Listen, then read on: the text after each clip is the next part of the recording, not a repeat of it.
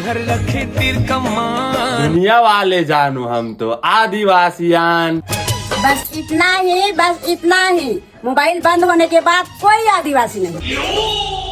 काय आदिवासी नहीं? 2-4 ठन पढ़ लिख गए तो होशियारी मारथस जानथस कहते हैं।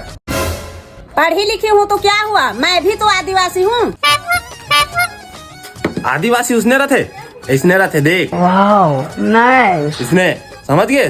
पढ़ने लिखने के बाद चक धक में रहना पड़ता है भाई। ये देख, ऐसे बैग पकड़ना पड़ता है। ये सब तो बात ला साइड रख मैडम। हमन कहारन, हमन जानथन जल, जंगल, जमीन ये सब के रखैया, प्रकृति के पूजा करैया कहीं जानथा। चल ठीक है, मैं हार मानती हूँ। आप ही हनुमान, आपकी पूंछ लंबा। मोर कहा पूछी उछी आगे मैडम, वो कहा बजरंग बली और मैं आम आदमी प्राकृतिक के पूजा करैया ते मोला ओकर से जोड़ा था।